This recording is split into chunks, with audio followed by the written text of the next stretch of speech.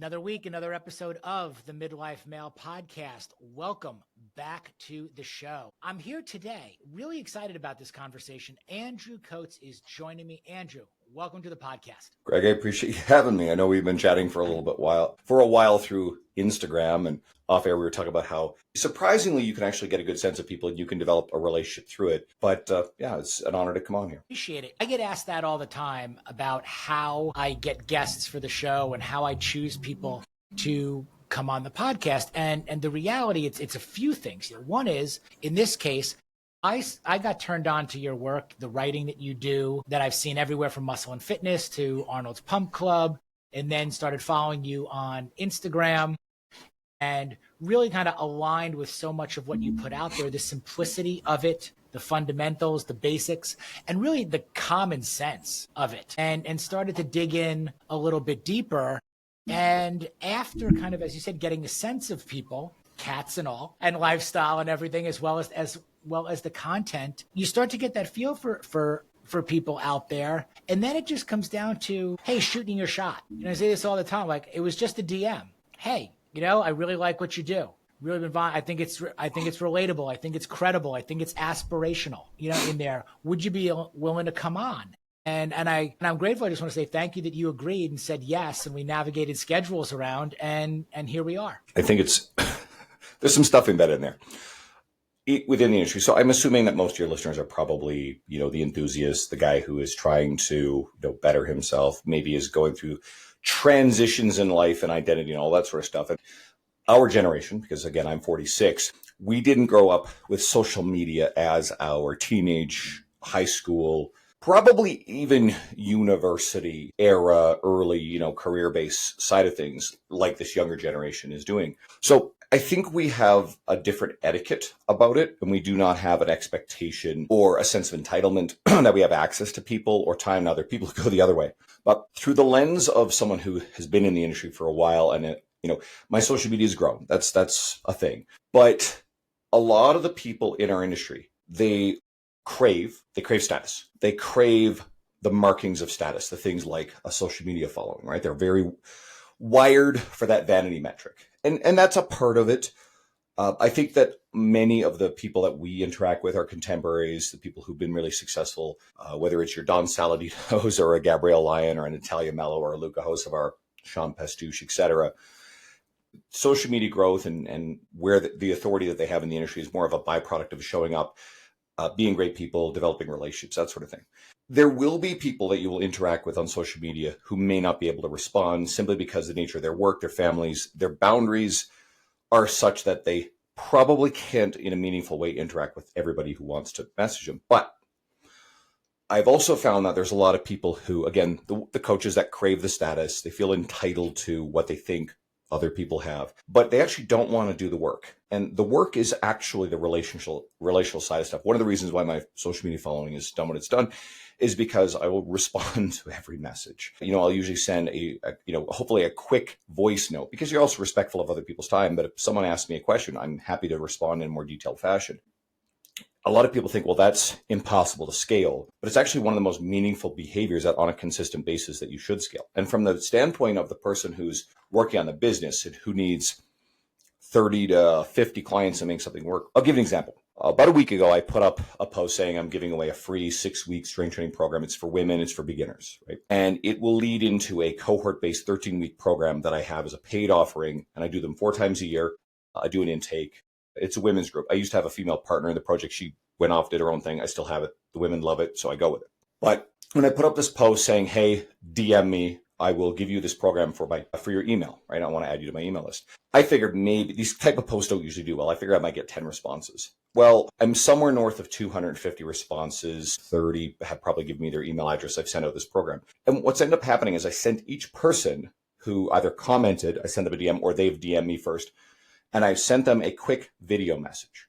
Okay. So when you think about when you interact with people, you've sent a comment, commented on something in the story of, a fitness professional that you like, and they responded with a fairly, small little text-based message. And that can be fine. But when you hit someone with a personalized saying their name, video message or voice message, the wow factor is off the chart. So now what I've done is, first of all, that's authentic to me. It's not as transactional or curated as someone might think. Someone will take that and do it in a transactional way. It's not meant to be that way. I genuinely like people. I like interacting with people. But I've now made a lasting impression, one that's differentiated from the other people in the industry. And now I probably have earned a deeper relationship with the people who I've done this with. So then you're probably going to get the people who think, like, I was busy for the first couple of days responding to all this stuff, because then I also have to send out the program. Now I was able to do that in batches to emails and what have you. I'm adding everybody to my list. But if you say to a lot of people, oh my God, like that much volume of interaction, they probably would be overwhelmed. But I'll flip it this way and say, well, what if you had 250 warm leads of people who wanted to engage with you across an entire year? Could that change your business? And I think most coaches would be like, absolutely, right? What would you do with 250 warm leads? Well, why is that any worse to actually have them in the space of 2 days to a week, right? It's a great opportunity. So yes, was it time consuming manually doing those messages? Sure, it was. I was able to fit it in my day. But I also enjoy the process of having these touch points with all these people. And again, some of the wow messages in return were really cool, really special, really rewarding. And if you think about how you go about life and the interactions with people, and if you choose to take a warm, positive, even if it's a short interaction with someone in all walks of life, I think if you turn that into your default setting, A, it feels good, and B, you actually have a really neat positive impact on other people. Even if it's a simple kind word or a smile, or you're at the gym and you see the person who you can kind of tell looks a little bit nervous about being in there. They're a newer member. They look out of place. They feel out of place. They're radiating that energy. And instead of a scowl, in our own bubble, if we make eye contact with them, a smile, a nod, that little bit of like, hey, I acknowledge and I'm glad to see that you're here. You belong here. And you can communicate that with a simple gesture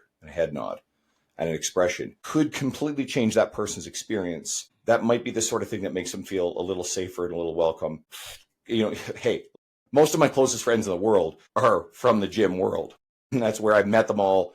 And you never know how that stuff starts. Sometimes it does start with, I'll give you an example, because I know I'm going off track here, but this is how I look at the world. One of my best friends in the world, I remember I used to work at an old commercial gym, and the gym had a policy with no gym bags on the floor, whatever. And I was one of the few staff who would politely but respectfully enforce rules. There's an art to that. And it was a weekend afternoon. I saw the guy. He's a big dude, strong. So I went over, said hi to him. I said, hey, brother, I just want to give you a quick heads up that don't worry about it today. Our policy is no gym bags on the floor. Don't worry about it today. I just figured I'd catch you before another staff member told you maybe they weren't as polite. So we got to chatting, got his name. I got to know him around the gym and became one of my best friends in the world. And many, many years later.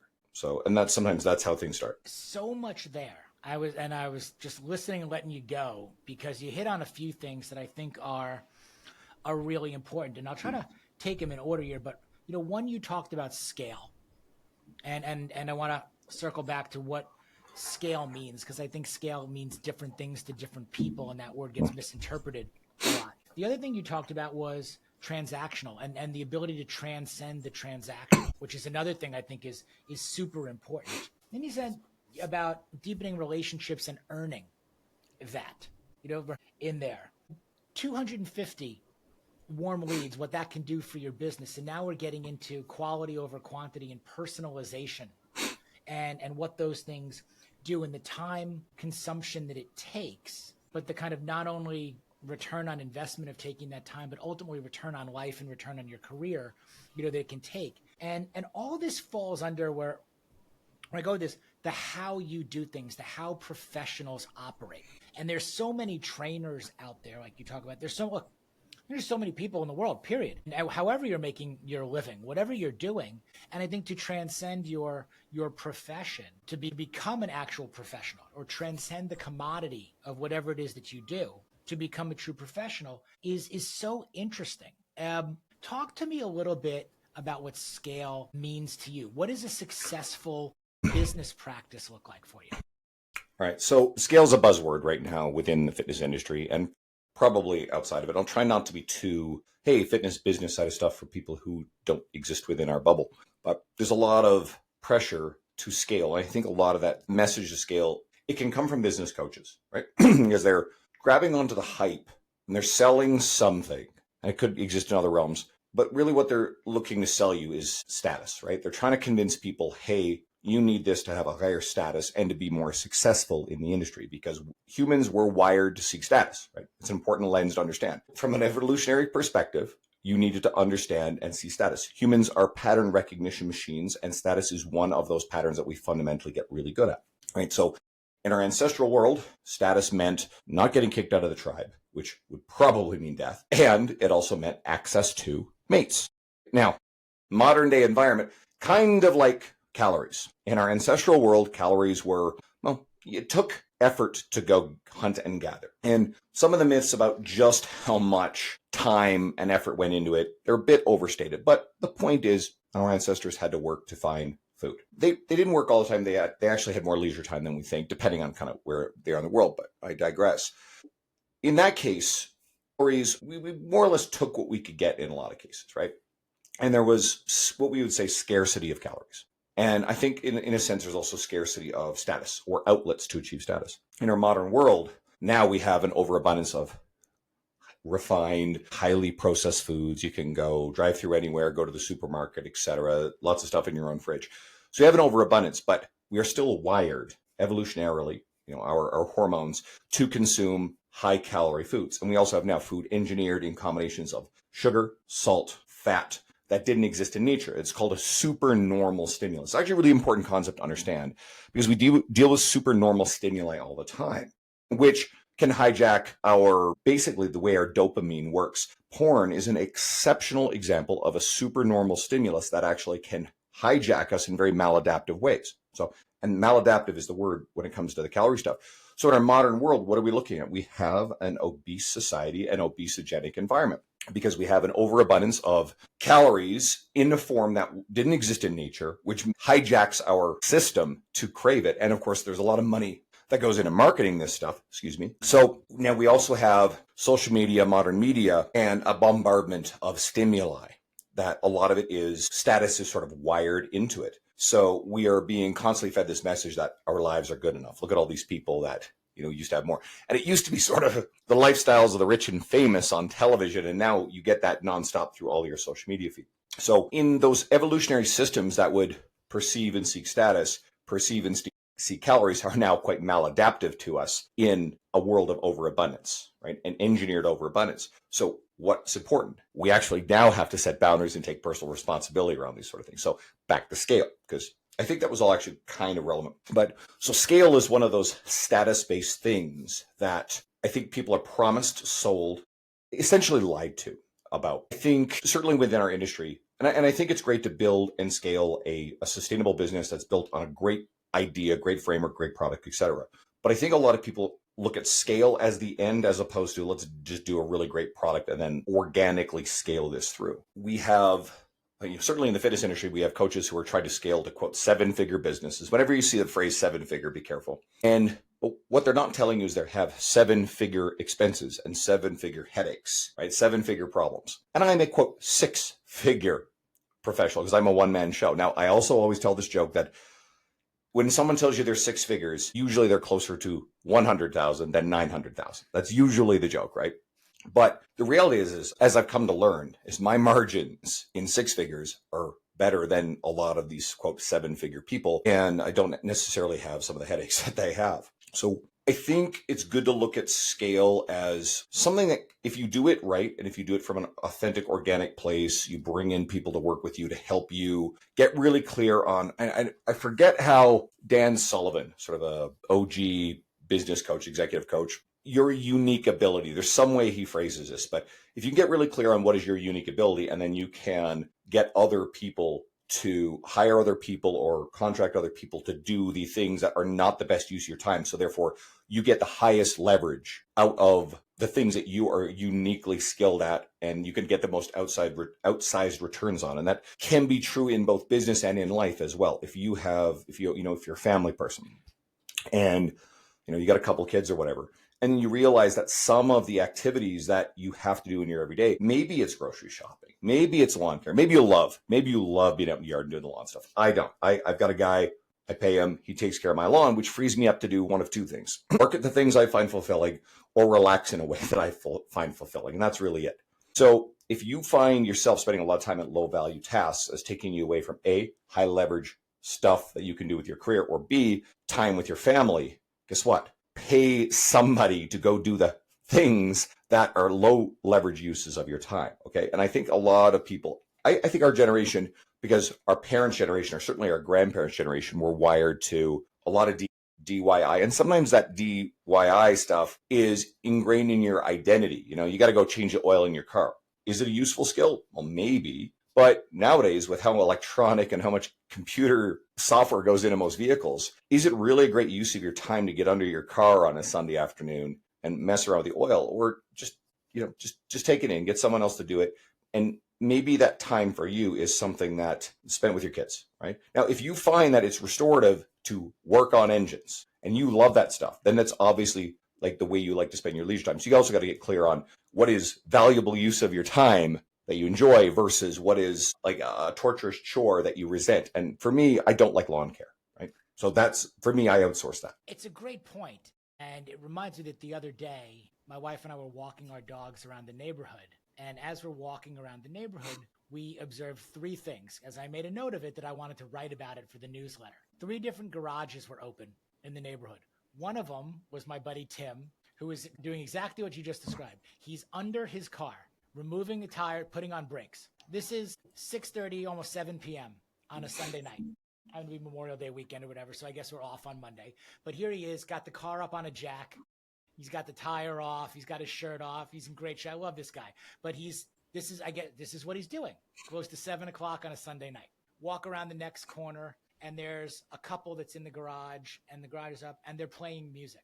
They have like a little band going on. Go a few houses further, and there's a gentleman in there with an entire wood shop, and he's sawing, and you could hear it and everything else. And to your point, like all of these were choices that were going on. And I was thinking, and I said to my wife, I'm like, there is no way you're ever going to catch me with a car on a jack in our garage, like ever, to the point of the risk, reward, the trade-off, the use of time, any of the other things, the fact that I don't know how to do it. It's actually more expensive, more time consuming, more everything for me to do it because I don't know how, I don't have the tools, so on and so forth. No, go get it done. Now, I wasn't not a woodworker, whatever you're into, but the playing the band thing, and I play guitar, like interesting. But the point is, how do you utilize your time? And a lot of what you're talking about here in any industry, and also time personally and professionally, because we talk about harmony and potential balance and how we do these, they're all choices. Do you have this down, like an operating system or standards or your own kind of thesis? Because that's kind of what I do with a lot of my clients is we really work to gain clarity here to develop what we call your personal operating system. So mowing the lawn, for example, that's not what I do. I got landscapers also. Putting my car up on jack, that's not what I do. That's a good use of capital, okay, for me to deploy to somebody else and delegate those tasks. And then I get the value of my time back for that. I think we develop personal heuristics, or at least I think is really valuable, which I think you may be a bit more deliberate and systemized than I am, but you figure out things over time to navigate things. So a heuristic, one of my favorite ones is if I'm buying clothing. I mean, guys, first of all, we're goofy when it comes to buying clothing, but how much clothing have you bought? Women, I think, are probably very different when it comes to this. I'm not even going to, I don't understand their psychology when it comes to this at all, and I'm not going to try. Okay? I'm not going to insult anybody by women do this. But guys, I think on average, we tend to be a bit utilitarian when it comes to buying clothing. But we also want to look good. And in fact, I think it's actually really important for us to actually feel good in the clothes that we wear. And part of that is just, hey, the gym. So if I'm going and buying clothing, it's the rule now. And I think there's a good rule when it comes to almost buying anything. If it's not a screaming yes, it's a no. Okay. If it's here, there, how many times have I bought jeans? I'm like, okay. You move around them a little bit. And later on, you realize, no, they're just a little bit too snug. And I'm not someone who likes tight jeans. That's a terrible feeling. I'm very comfortable in like loose jeans, but finding them for my size, the way I'm built, my legs, everything like that, not an easy task. The waist is always way too big. I always have to belt them really tightly compared to my legs. So, but I got in this habit where if I'm buying shirts now, it's got to be something I'm just like, this is dynamite. Now, I'll go on a band website I love. I'm wearing a Linkin Park shirt right now, and I will order stuff off the website in the size that I know I am. And if it fits great and awesome, and I like how it, because you can't try these things on, great, I'll always wear it. But I'm also okay. Here's another little heuristic. There's a certain value of things, and it's not necessarily like a clear number in my mind. But let's say I spend $50 on something. and it doesn't fit, or it's not very useful, or whatever the case. Like I order something from Amazon. I like buying records. And let's say on rare occasions, they send the wrong record. Okay. And it costs me $40. Well, it's getting clear on the value of your time. And if you have an overabundance of time and your financial resources are limited, I understand you're going to go return shit. But the last thing in the fucking universe I'm ever going to do is stand in the lineup at Costco. You know, when you're walking out of Costco and you see this long line of these really, really miserable looking people who are waiting in line to return something. Now, sometimes they've got something like a television. I get it, right? But then sometimes they're holding like really, really small, innocuous shit. You're like, that thing costs $20 and you are going to stand there. The drive time to go return this thing, whatever the case, it's going to take about an hour. And the people listening to this on average their time is worth more than $20. Okay. And you could have either using that time to work with clients or do something that earned you much more than that, or B, spend that time again with your family. And let me guess, how many men here would actually trade out, the $20 value to get another hour with their kids? Easy, no brainer, right? So getting clear on the value of your time. And you hear these people talking about like these outsized and outrageous, I think Naval Ravikant might do this, just silly numbers about the value of your time. I don't necessarily buy into that exercise either, but philosophically, I think it's not a bad idea to get clear and say, if my time's worth $100 or $200 or whatever the case, then, and I've got this $40 thing that's, first of all, inside my head, distracting me, kind of pisses me off. Let that shit go. Like, let it go. I'm not going back and returning a $40 item and spending an hour turnaround time in the process doing it, which robs me of my time and my peace and the aggravation of standing in that line. And how many people are doing dumb shit like this? And I know I'm being blunt here, but it's like, this is dumb shit. This is a giant waste of your emotional energy, your stamina, your time. It's not worth the money. So if you can get really clear on that, but you can also use heuristics to like prevent you from making these dumb impulse buys. Now, if something breaks, totally get it. All right, cool. But I won't even return electronics. If electronic breaks after a while, I'm like, cool, I'll go buy another one. All right, no big deal. I just try to buy, generally speaking, reputable brands that I've had good experiences with. I think this is a good heuristic, is to just get really clear on if it's not something that's amazing and you really want it, and it fits, or you're going to get a lot of value out of it. Just get, and I say this to salespeople, because we don't like saying no to the salesperson in there. And I say them right up front. It's like, I've got this rule. If it's not an absolute yes, it's a no. And I'm very polite with them, but then there's no fucking around because I've set a boundary. Again, it applies everywhere. You're stringing together, whether it's fashion and style, which really, as we get down to it, talking about confidence. Does this work for me? Does it not? And we get better at that over time too. We know what fits. We know what we like. We like brands. We like certain things. All of a sudden, we can start making better choices the majority of the time. So we make fewer mistakes, that are in there. We start to realize, I think, over time, how important it is.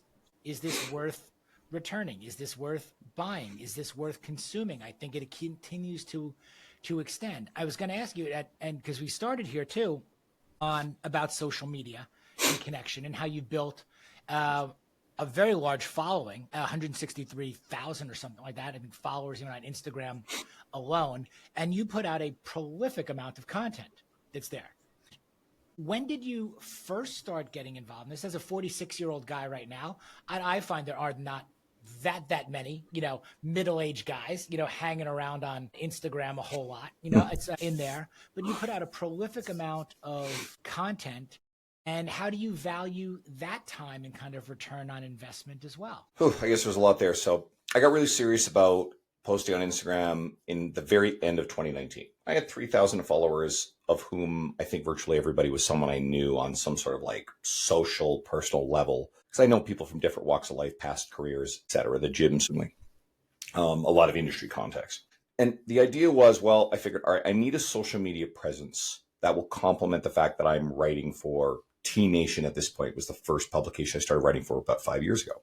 So anyway, I looked at, all right, what is the lowest friction intersection of what I enjoy, what I'm skilled at, and what seems to be working. And there's a small cluster of people who are doing basically a screenshot of Twitter. It's got your picture, it's got your name, and then your message. And the elegant genius of this is it's a common enough format that it's socially sort of acceptable. People like interacting with. And I didn't realize at the time, but what you end up doing is you're doing something called, you're creating social currency. And it's always about how you make other people feel But especially if you give them something that resonates with them, then they turn around and go, yeah, this is great. Like, I wish I wrote this. And then they share it with their friends because it makes them valuable to share high value ideas, funny things, etc. We all have those friends that like send us memes about the common language that we share, whether it's like politically incorrect shit. We've all got those friends who send that stuff. My two best friends is nothing but cat stuff, cat videos, cat memes. And it's a way of someone saying, hey, I was thinking about you. This made me think about you. I think you'd enjoy this, right?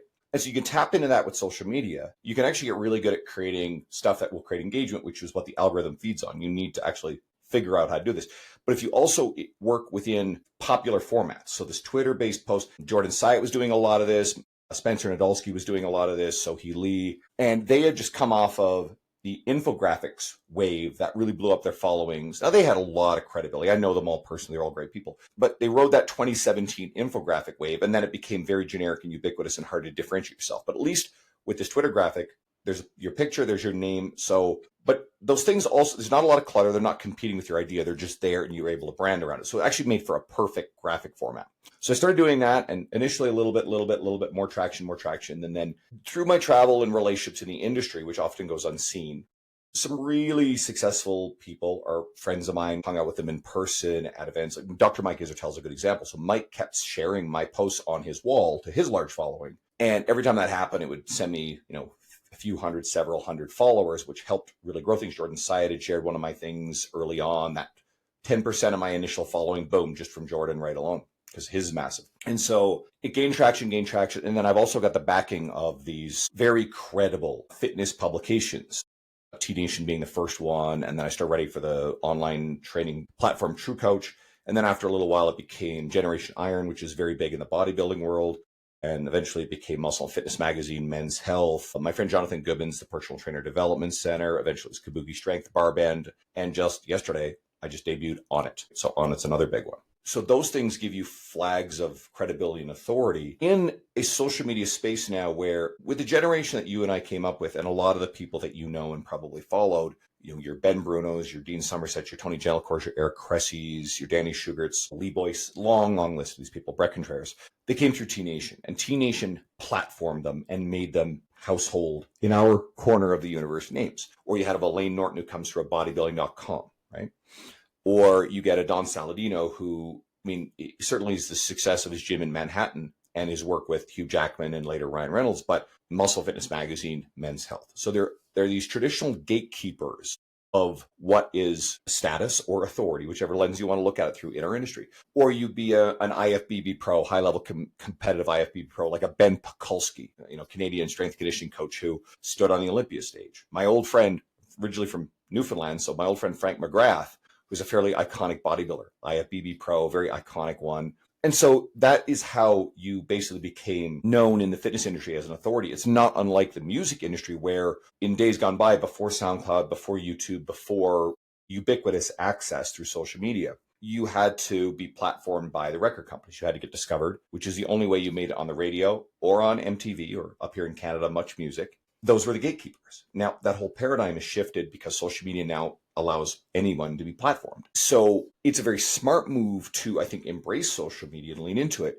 But I think it's also a unique opportunity for anybody who wants to stand out within the social media space and not just depend upon how good the algorithm is and how clever you are with it. I think those skills are important if you care about this. But if you have this traditional authority of the old way it was done, which I leaned hard into, it makes you stand out. Now, back to social media. I just got into a habit of writing short thoughts, ideas as they popped into my mind. We all have these ideas. One of the key skills is actually just capturing them and remembering. Don't just trust you'll remember it later. You literally write it down now. Phone, notes app, boom. I'm with a client. Client says something. Discussion's really good. I'm like, you gave me a great idea. I'm going to share this on social media. Write it down, 6 seconds. Take the note. Go back to it later when I'm free. Format it. Throw it up on Twitter. Play around. I've studied writing aggressively. If this is video, my writing books are literally over my shoulder here. I love that stuff. And you get the old Twitter format when you had the character limit. They've actually kind of done away with that if you have a verified account. But I really liked the character limit because it forced you to choose every word, every piece of punctuation carefully. And there were times I wanted to express something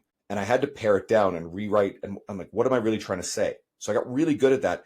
And what ended up happening is over time, there's a lot of these things that seem to pop off and really resonate. And I'm sharing these things daily. Now, you talk about like prolific content. If they're good, enough time passes, you reuse them. They're proven. So I would more consistently use the more proven stuff over time, which actually helped accelerate the growth of social media. And then you're throwing out podcasts and getting on podcast appearances and public speaking and different events and your visibility through your connections through the industry. And all of a sudden, this thing has just taken on a life of its own and it's just steamrolled. And you kind of look around going, well, what the hell happened? I'm still a very normal dude. I sometimes feel like full-time coach in person, and just now I have this animal that's social media. But along the way, what I did commit to was certainly try to reply to comments, but DMs. Like people get overwhelmed with the idea of, and almost like resent the idea of having to message people. It's like, well, you crave the status. You want people to worship you, but without actually interacting with them. That's the dumbest thing ever, right? And I hate that kind of attitude. And respect to certain people who are genuinely so busy that their boundaries just doesn't allow them to do this. I'm seeing now a lot of people in the industry like play around with many chats or some app. It's DM automation stuff. There are some really, really professional, good people I like who are using it, but I would also preach caution with this sort of thing too, because it can get you away from the thing that I think I've been using this phrase for a while, scaling the unscalable. I just went through Gary Vaynerchuk's new book, Day Trading Attention. He also references too, and I'm thinking Hormozi probably said it recently. And it's talking about there are certain behaviors that you probably cannot do at true scale. And I think the mistake a lot of people in their businesses are trying to make is they're trying to get away from, or they forget what made them successful in the first place. And yes, there's the what got you here is not what's going to get you next level, right? I get that. But if you're in a rush to get away from the human element, the interpersonal thing that probably is a foundation of your success, and you're trying to scale out through systems, and you just don't want to interact with people in a way that keeps you in touch with and skilled at what you're doing, then I would just approach that with real caution, because the best part of social media is still the human interaction. When someone says, quote, I needed this today on a post, or someone reaches out and asks you a question, or, just you have some sort of positive interaction. Those little things can uplift you. You also have to be careful that don't get fed into the dopamine of a high volume of shallow interactions that can sometimes take you away from, or even burn you out from, spending time with the deep, real relationships you have in your world. But also, don't mistake the fact that the person on the other end of the internet is still a real person who is seeking connection. I'll give you an example. I remember years ago, I was in an event, and this is before I was starting to speak at these things. And a guy who then was speaking at these events and no longer seems to get any invites, you won't be surprised when I tell you this, said to me, the people you meet at these events in your travels, they're not your real friends. That's what he said. I, with time, came to understand, watching his behavior, that he's transactional. It's all about how he benefits from things. And he's the sort of guy that only seems to pop up when he's asking for something from someone else. And as the industry and social media has blown up and a lot of people have grown, like, I mentioned Don Saladino earlier, and I also use Luca Hosfar as a really good example. They're great. Everybody should follow them. Great guys. They do a lot for other people. They're tireless in their work ethic on stuff. They've embraced media. They support other people. They platform other people. They help other people. Don is a person who got me into Men's Health. He was fighting with me to do something nice for me. I'm like, no, Don, I'm good. And he's like, no, man, how can I help you? How can I help you? So I said, all right, well, I aspire to write for Men's Health someday. He's like, done. And he literally is emailing his friends who are the editors. And I turned around later on and I brought Luke in there. Luke is the only person I've ever introduced to my editors at Men's Health. I do gatekeep them because I respect their time and boundaries, right? And everybody wants to get into Men's Health. I think it was the most recent issue. Yes, exactly, right? So, and I was very proud to have created that connection for him. And, he deserved it. He's worked hard for it. But these guys are amazing at abundance and support other people. But so back to the quote about these are not your real friends. Guess what? A lot of my best friends in the world are people that I made through my travels, who I interact with on a very regular basis through social media. And then when we get together in person, it's great. And it's been a big thing that's enriched my career. So, choose your mindset, this stuff. But if you go into social media resenting it and not wanting to interact with people, but want all the trappings of status and wealth, it's like, I'd be careful with that attitude. And I would prefer the opportunity to make a meaningful impact on people. And even if it is kind of at one interaction at a time. So talk about scaling the unscalable. And the example, I swear it was Hormozi used this, but it's a good one, is Taylor Swift. There's probably guys listening here like roll their eyes thinking about Taylor Swift. Well, you know what? This is a young woman, if you go back far enough, who put her head down, worked really, really hard, showed up where there's no audience, at early on, when her fan base was very small, she took her time to respond to everything she possibly could. She was very savvy about interacting with fans early on with her website. It was a really big thing. So Brendan Kane, if you're familiar with the author Brendan Kane, he's got 2 books, 1 million, something like 1 million followers. I don't know, in 30 days. I can't remember the title. And there's another book called Hook Point. Hook Point is really good. But he's actually one of the guys who worked with Taylor early on with her website and her social media. And so he talks about this, but she's always been really engaged with her fans and wanting. Now, obviously, as things have grown, she's no longer able to scale the ability to interact one-on-one with every person who's commenting on her social media. But in a big way, her fans see the efforts she makes. So when Taylor, who is well known for doing things like showing up at a fan's wedding or a birthday party or these sort of things, and then the buzz and the press that comes from that, this is scaling the unscalable. She does the kind, over and above, awesome thing, shows up for the fans, and then everybody else finds out about it. So everybody else sort of like feels like they have a relationship with her, right? And she has legions of adoring fans, and she's one of the most successful recording artists of all time, probably by numerous metrics. And she's probably the closest thing we're going to see to a modern day in the ubiquity of niche music, stars, media. She's probably the closest thing we would see to a Beatles or Elvis Presley or Michael Jackson, who had a lot less competition for people's attention.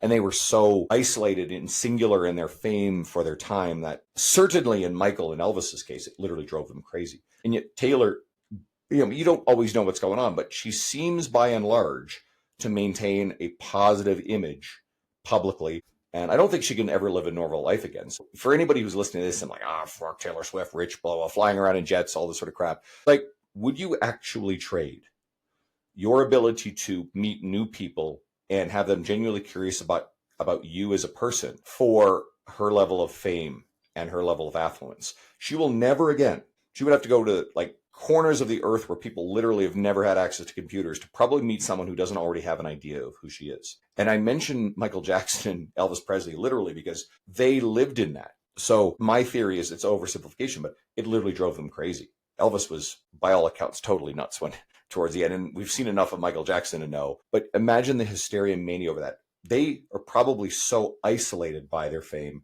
And I mean, in Michael's case, it seemed like even family exploited him. Or can you imagine just not being able to trust, old friends and family for fear that they're really just around for your money or connection to you? Can you imagine how isolating that would be? I know that I'm kind of gone off on something here, but in a couple of areas, but what it comes back to me, as I hear you describe these different scenarios and even writing, building the social following, networking, if you want to call it that way, sweat working also, in there, developing relationships, traveling, seeing your clients, and then you can compare that as deeply as you want to celebrity, at various levels and everything. And would people be willing to make the trade overall? And where I think about this is how much work people see the outcome. They tend to see the outcome.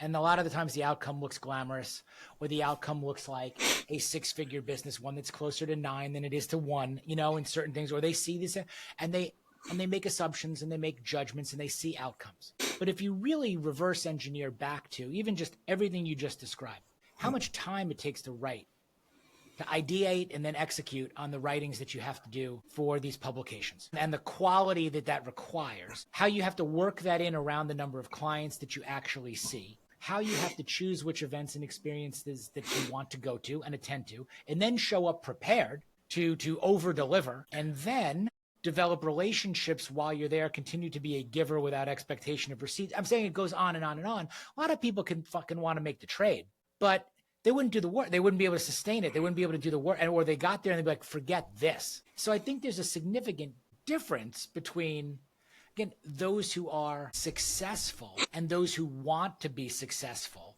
or see success as something, but we all have different limitations or capabilities. And what we're really talking to, a lot of this comes down to, hey, discipline, habits, work ethic, repeat. And so much of what even attracted to me in the first place in having this conversation is the simplicity of the messaging.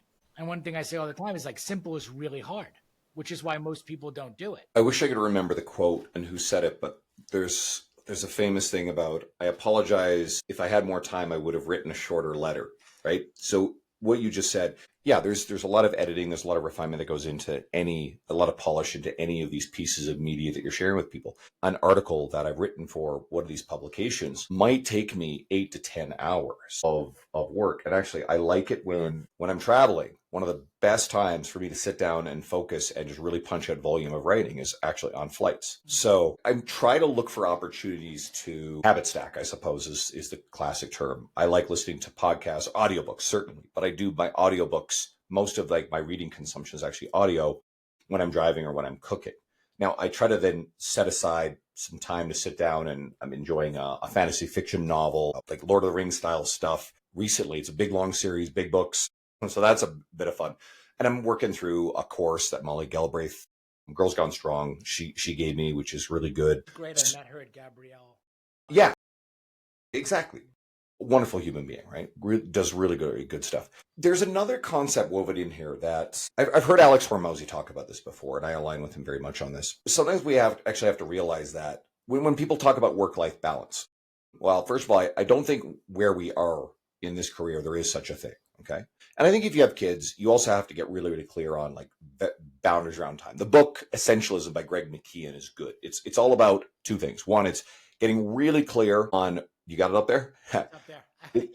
Getting really clear on what is your purpose and the work that moves you forward on your mission in your career, your business, etc. And that usually includes the work projects that you're passionate about, and it also is about getting clear on the fact that family is important, right? And then the second part of it is saying no, learning how to say no to all the other asks and pulls on your time that are not value added to you, that other people just don't understand the boundaries around, right? So go read that book. Great concept. But this work-life balance concept, why would I do more of, and people all the time, because they see my work ethic, the volume of stuff, they're like, oh, make sure you're taking care of yourself, make sure blah, blah, blah, you're relaxing, whatever. I enjoy the work more than doing a lot of the things that other people consider to be downtime. I don't really like watching TV shows. I used to, I don't anymore. I'm very picky about movies. I rarely watch. Almost anything new is just total trash. It's garbage. Everybody listening is probably like, yeah, I remember the 80s and 90s and whatever, like, all that sort of stuff. Movies like Heat, De Niro, Pacino. De Niro's gotten to be pretty soft and kind of pathetic. I'm not going to get into any of that stuff, but he's not the character portrayal we see in this stuff. But I tune that out. I try not to pay attention to what celebrities are doing or saying with their media. I just like them as on-screen stuff. Out of this. What's that? Yeah, exactly, right? Forget that shit. So anyway, I would rather go back and revisit old friends in an old movie. I love watching the Fast and Furious movies because people laugh about them. No, I love revisiting the same characters. Like, I don't care if they're putting cars in space or the other crazy shit they're doing. I love those movies. Give me more. Give me 10 more of them, right? They could put Vin Diesel in a freezer, pull him out, make more of these movies. He'd be a really old man, and I still will watch Fast and Furious. It's great. All right, let me regather myself. But I am more fulfilled by the work than I probably would be by most things that people consider to be leisure. Now, there are certain things that I have boundaries around, I'm getting better at, and time with my good friends and whatnot. That stuff's amazing. But I would still rather do the work that I find fulfilling. Prepare for a presentation, go travel to a conference, get up on stage, hang out with people. I would rather answer questions and social media value add to other people. I would rather, hop on a podcast. This to me is a great opportunity to get to know you, hopefully share valuable stuff to everybody listening. I really hope you guys are enjoying this stuff. And as opposed to me having just taken that time and spent an hour watching an episode of a TV show that was just going to numb my mind. And here's the thing I think is the bullshit. I mean, I also think that a lot of people are using things like television as a way to numb the time in between when they have to go do work that they don't enjoy. Now, I am a big believer in getting really good at stuff and finding your passion within your work. I do not buy into the passion hypothesis. You need to go and quit your job and like go become a yogi or whatever. If it's not financially viable, it's a really stupid fucking idea. But you got to look inward at like what you love and what you're passionate about, what you're skilled at within your career, and then fucking lean into it and make it in a way that you're fulfilled by it. I didn't start as a personal trainer because I was a passionate young man thinking I want to change the world and change people's lives. I fell into a job at 32 because I needed a job. Okay, I started this. I used to be a nightclub owner, and I worked in bars and dealt poker in casinos, managed poker rooms in casinos, and all sorts of stuff. I have a Bachelor of Commerce degree, right? So my degree is not in nutrition or fitness, although I now like just for many years, everything I get my hands on when it comes to like learning about fitness and nutrition, dive in. I love that stuff. I feel really good about it. I would rather do that than read, like a fiction novel. But I think we have to really get clear on finding passion within what we're doing. But if you're just using things like television or, alcohol is another one.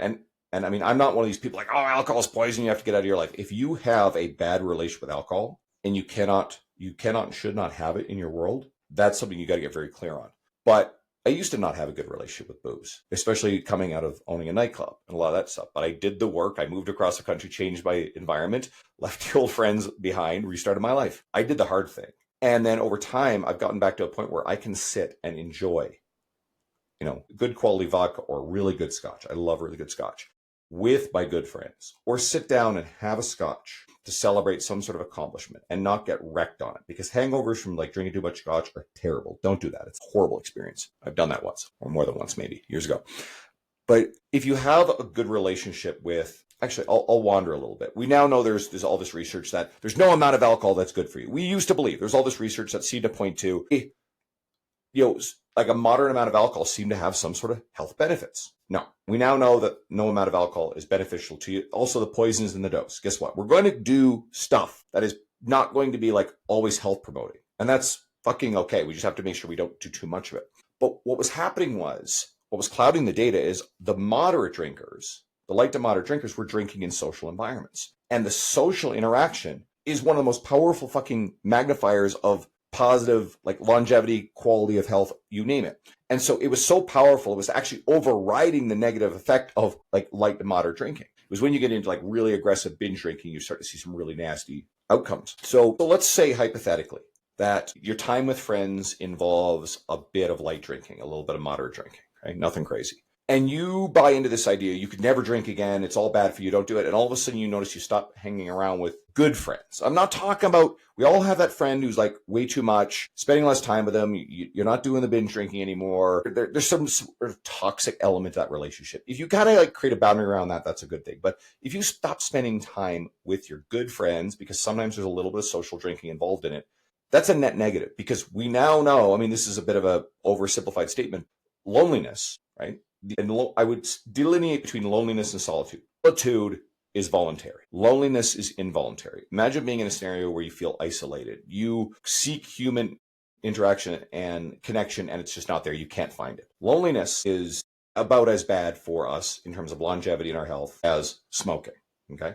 And we now know that. And that sounds really sensational, but ultimately it seems to be borne out by the evidence on this. And it's a false dichotomy to suggest, hey, go drink and hang out with your friends, versus like, oh, you're going to be lonely, right? I think it's a good idea to get some friends who also don't drink all the time and do some stuff with them that doesn't involve drinking. But I'm also saying that it is not as black and white as you have to quit all drinking. You can actually enjoy a glass of wine socially, or a good scotch or something else, or a couple of beers, while you're watching the football game. No big deal. Just don't kill 10 beers every game, twice a week, whatever. I know football's once a week. I'm Canadian, so we don't have as much football as you guys with hockey. But this is a very healthy conversation that I see all the time, that, again, too often we look to extremes, or what I call the over-indexing trap. Okay, I'm going to go from not having worked out in 6 years to now I'm going to go 7 days a week. Okay, I'm going to try to go 0 to 100 overnight, 2 hours a day, 7 days a week, and burn out. Or I'm going to go from maybe drinking a little too much,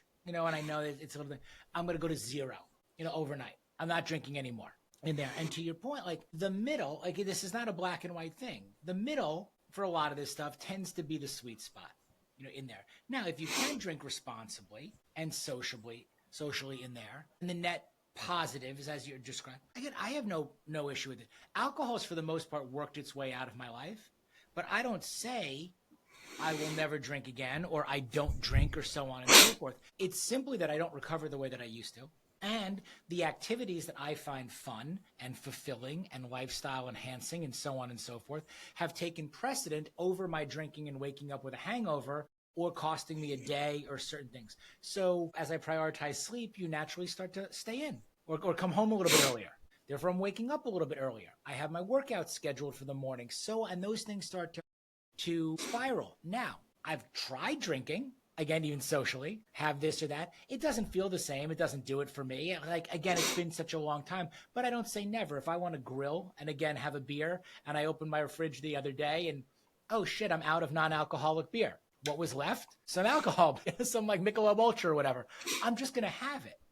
But at this point, like, it's one and it's done, and it's not really a big deal. But I think you touched on some of these other areas that these extremes, just like quitting your job and following your passion. I agree with you on that 100%. That could be the most galactically irresponsible thing guys can do, especially in middle age with overheads and so on and so forth. This notion of having to quit everything that is supposedly bad for us, that comes down to, why it doesn't, comes down to all of a sudden I'm not seeing my friends, or I just dropped out of the poker game, which I actually really enjoyed, or I realized I can't play golf without drinking, or whatever these things might be. When could there be a happy medium? Could you reframe the behavior, change some of your habits, or even give yourself, look, you said 1 day a week I do this, or 2 days a week I do this, or whatever it is. I got a buddy, not the believer for this point, but I'll wrap on this. He's in his early 60s. He's incredibly successful as a husband, father, provider, man. Comes home every day and pours himself a gin and tonic every day. And it's just part of his habits, part of his routines, and knowing exactly what you just described, that there's no evidence in the world that says alcohol is good for you, whatever. I am absolutely, unequivocally not changing this habit or behavior. And it's worked for him for a long period of time.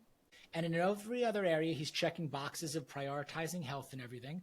He's like, when I come home at the end of the day, having raised my 4 kids with my wife, living in my 7+ figure house, doing all these things, and I'm going to have my gin and tonic. And nobody's going to turn me out of it, basically. Good for him. I agree with it. I don't know if I have much more to add to it, but nowadays we see more people. I'll go back to the status thing. Be wary of, and it's going to be kind of uncharitable, but useless and unaccomplished people who seek to build status within tribal ideologies. Usually they're fairly extreme. I'm going to give you a good example. This Liver King is a good example of this. A useless and unremarkable person who is a brand construct who, okay, so what do we got? We've got keto dieting has been a thing for a while, right? It's like, it's not just low carb, but low carb is an aspect of it. So how can we get more extreme than in keto? Then we get some doctors who brand around carnivore dieting, right? And so carnivore dieting becomes a thing. And carnivore dieting, in theory and reality, is fairly extreme. There may be somebody listening here like, hey, I feel better on it. I get it, because carnivore is also hypoallergenic if you haven't figured out what these various different things that just like feel shitty when you're eating them. And I know people who just feel better when they eat carnivore. The danger with carnivore is long term. There's probably going to be some issues, maybe colorectal cancer risk. There's definitely some blood triglyceride stuff going on there. So like, I don't endorse it. I think most of us can kind of agree that, okay, carnivore is a little bit extreme or a lot extreme. So how do we get more, right? So that real estate's now owned. There are people brand around. How can we get more extreme than that? Let's just narrow down to organ meat only, right? And not showering. And you get this individual that you can like smell him through video over the internet. It's that bad. It's like, how would anybody actually want to look like this, right? Anyway, not to be disparaging or descend into ad hominems, but guess what? He's a known charlatan and a grifter, and he's deserving of some of the stuff. So this unremarkable and useless human being has branded around this. And we see this with, and I said off air, we're not going to talk about politics or social ideological stuff, but what we often see is people in those spaces, because there's nothing else remarkable about them, then they become loud talking heads about whatever political, social ideology, nutritional ideology, extreme training ideologies within various different business spaces. And it's a fast road to winding people up, fear-based language, anger-based language, which gets amplified through social media. And then they build tribes and they gain status within the tribe, or they find the tribe that already exists and then they become a loud voice within the tribe. And I think this stuff is hijacking our mental health, our emotional well-being. And my point is really just this: be very, very careful with these type of figures. There are people that exist in these spaces who are very credible figures, who have high levels of education and they're authorities within their field, right? And I will say a name, and this may be polarizing to some people, but let's say Jordan Peterson. There are going to be some people in here who really, really like Jordan Peterson and then really, really dislike Jordan Peterson. That's not the point. I respect Jordan Peterson in his area of expertise as a psychologist. He's a very, very renowned figure in that. And I also think he's doing some really important things. I certainly, on the freedom of expression front, there are going to be some people who do not like some of his ideological talking points. I also don't get too far into that sort of stuff. But he's also actually platformed his daughter, who is a unremarkable and useless human being, who is an advocate for the carnivore diet. So you get a little bit, you got to get both within that. But there are a lot of examples of those useless people who have just figured out a way to be loud on social media and talk about something that they don't even necessarily, maybe they don't even necessarily believe in it, but they've created a brand around it. Now, so I've drifted into a space that I don't generally want to get into, so we're going to move off of that. But just for your own well-being, be very careful about being led this Pied Piper thing about whatever is going on in our society that's making you upset or outraged, or especially people who demand that you have something loud to say about those things. That stuff, quite frankly, can breach your boundaries and can be bad for your emotional well-being and mental health. Don't let that stuff into your focus on your family, focus on what you're passionate about, what fulfills you, so that way these other things and these other people who are trying to manipulate you to their own ends and is not doing anything good for you, they're going to take you off your mission and worsen your emotional well-being. So be on guard. We're being lied to, and then we allow it, and then we allow Yes. it in. So my question to you is, student, what do we do? What do we do as men? Let's just say, again, midlife guy who's not sure where to go, not really sure who to listen to overall. Things are missing in his, feels like something's missing, in his life. Maybe he is that guy who, again, can't quit his job.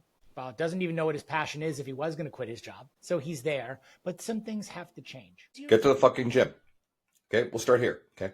So there's a really strong correlation with people who work out and people who have a strong sense of control over their own outcome. Very, very powerful relationship there. Get to the gym or get active in some way that fits your life. You don't have time for it. Figure out what's chewing up your time. Create the boundary. Okay. Don't cut into time with family, but guess what? There's something I can give. Okay. Maybe it's the television. Maybe it's something along those lines. Get to the goddamn gym, metaphorically or literally. And I'm a hard ass about this. If you start noticing that you feel better, your emotional well-being will improve. Okay. And I think I'm probably preaching to the choir here. I'm guessing most of the listeners here are active, but for anybody who's struggling with this stuff, this becomes a non-negotiable thing. Okay. You will notice that your mental health, your mood will improve. Okay. You will feel better. That is going to cascade into everything you're doing. Your confidence and your sense of self-worth, your self-efficacy will improve. That is going to cascade in everything, your relationships, your career, you name it. It will probably fix a lot of problems, give it enough time, magnified across interactions with people. If you notice that your body is changing, your physique is changing. If we're those guys who we look back to, our high school sports or our 20s and we're not there anymore, well, guess what? This is part of the road back. You get in the gym, you start also like changing the way you eat, right? Stop ordering food on the food delivery apps, figure out a way to, or maybe you're just getting like more nutritious food delivered. Like you can do a meal prep service. If you got the financial resources, the surcharge over and above what the cost of the groceries would be is not that big a deal. Probably well worth it. We were talking about having someone cut your lawn earlier. That's actually a place you can go with that ideology we started with, and just apply these things. Okay. And take ownership of this stuff. And what you're probably going to find is it's probably going to crowd out some of the time you were spending. And maybe it is spending time on media, absorbing outrage, merchants, ideology that is tapping into anger and resentment and frustration. But buying into that stuff is not going to change your life. What is going to change your life is you have a firm boundary around your physical activity, your physical health, your mental health, and you just apply that over time. Don't let anybody else infringe upon it. Don't compromise on it. And I think even if early on it takes a bit more of your energy and a bit more of your time, I think it will pay for itself in productivity, in your quality of life, in your relationships. And given a little bit of runway, I think it'll actually give back more than it takes from you. You just have to trust the process, commit to this stuff. And I got a feeling that a lot of people listening have been through this and are kind of going, yeah, that's been my experience. I totally get it. I would never go back. I would never relinquish this. And I think that's actually this simple answer, because obviously each person's scenario is unique. Sometimes there's probably a guy listening who's stuck in a bad relationship, a bad marriage, God only knows what. Well, maybe, maybe go to the gym, maybe work on you. Okay. Don't try to change the other person, work on you. Feel more confident, feel sexier. Watch your mental health get better, your confidence get better. Be charitable in your interpretations of what is going on with the other person. And maybe you'll notice that if you work on you, you'll see some changes the other way. And I'm not a relationship expert. I'm just on the average, the math on this one.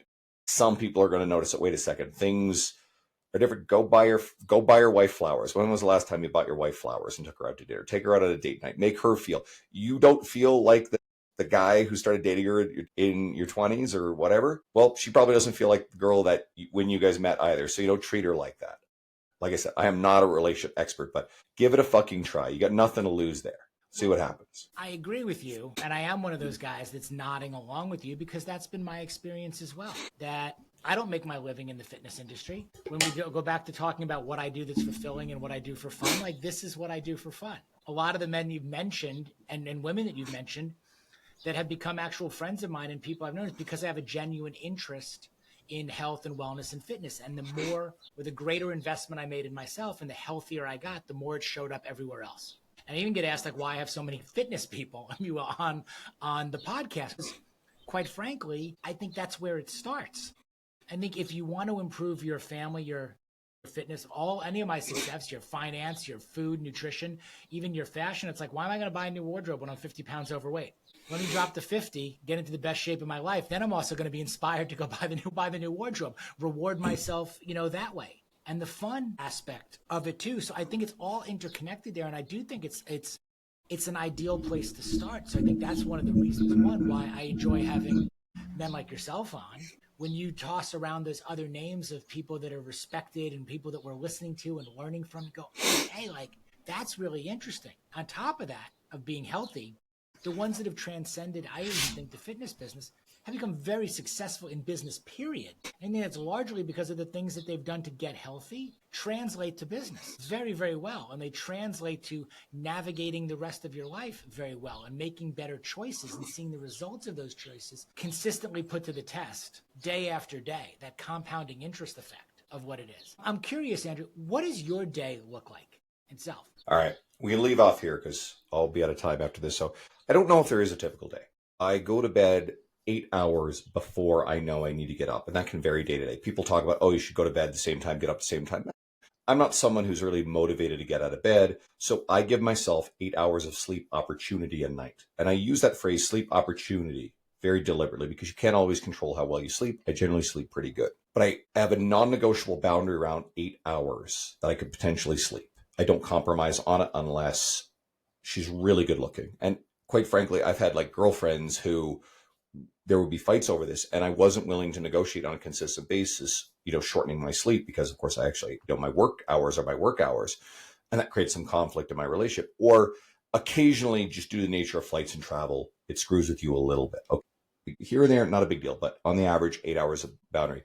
I get up. I don't like being rushed in the morning. I'll get up. I'll make coffee. I always make breakfast for myself. I'll make a sandwich for lunch. I'll blend smoothies that I have. So I have my couple of extra meals because I need a lot of calories. I'm a big dude. So that is non-negotiable all done. Grab a shower, whatever. I'll usually give myself about 45 minutes to sit down, eat breakfast, coffee. And that's where I'm responding to comments, messages on social media, emails, whatever. You get these people like, don't check your email first thing in the morning. Whatever. Like, whatever works for you.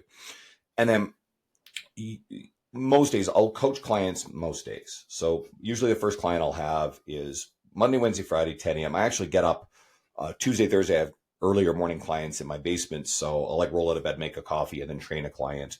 And then I may do the breakfast ritual. It's really all the same, right? Just cater to people. And then I'll train people intermittently through the day. If I have gaps or breaks, I'll usually do online coaching updates. I tend to prefer writing in larger blocks. So that might be a window of a few hours on a weekend or, an evening. But I work out most days a week, strength training, a little bit of cardio. I will go after I'm done work. So that's afternoons on the weekend and it's evenings on the weekdays, which is fine. It's a non-negotiable boundary for me. And then, there's 3 days a week where I cook batch. So that's non-negotiable. I will batch cook meals. So I have meals prepared. So that way in between my day, I don't have to like grab, I just don't grab fast food. But I'll treat myself once a week to a Dairy Queen Blizzard, which is sort of a symbol of a treat that's really worthwhile. And I've got a whole article about like, okay, get really clear on the stuff that's really fucking amazing, like good scotch or like a Dairy Queen Blizzard, and then just stop eating so much. Here's most people's problem. You eat too much fucking mediocre rubbish, stuff that's not fulfilling. You feel guilty about having eaten it. You feel like you wasted money. And you do it out of convenience, laziness, don't have good boundaries. And I'm being harsh here, but you don't have good boundaries around taking the extra time in advance to cook and prepare meals, I'll bake a salmon, cook some rice on the stove, and like honestly, even like frozen vegetables, just microwave them every time. It's so damn easy. And you can put a salmon in the oven for 35 minutes, boil the pot in the stove. You can sit down and watch TV in there. You don't even have to like spend a whole lot of time with it. And it's nutritious stuff, right? So we got to get people off of the convenience of, high calorie, mediocre fast food. But then you can have a boundary around the stuff that you truly treasure, and you can have it here and there. But it can no longer be this, oh, I'm not feeling it tonight, I'm going to be lazy, I'm going to order. Delete the damn food delivery apps. Get rid of them. Get rid of them. We were fine before we had them. Get rid of them. They're garbage. There's nothing good coming out of those things. Yeah. And if you really want to go get it, go drive and get it. Create a little bit more friction in order to be able to go and get these sort of things, because it's astonishingly expensive anyway. So I know that's a little bit of a diatribe, but I believe that's a good way to upgrade your existence. And my day, wherever I have gaps, because my client scheduling can be a little bit different, you can cancel issues or whatever, then I know that there's a few tasks that I can work on. My online updates, I may be doing email marketing based stuff, you name it, responding to social media stuff. Again, I consider it to be a high quality use of my time to send messages and respond to people. And that's largely it. And then usually on the weekends, if I don't have something social with friends, then I'll carve out chunks of time and I may be working on some sort of major project. I may be writing something. I may be preparing a presentation. And I often find just being able to sit down, if it's nice weather, sit out on my deck, put on some chill music or put on a record, love listening to records, sit on my couch and just punch away in these like sprints of work where I'm focused. I appreciate you sharing. I appreciate all of your time. And thank you for being here. Thank you. Another week, another episode of the Midlife Male Podcast. How do people find you? How do we promote you? How do we get everybody on the bandwagon?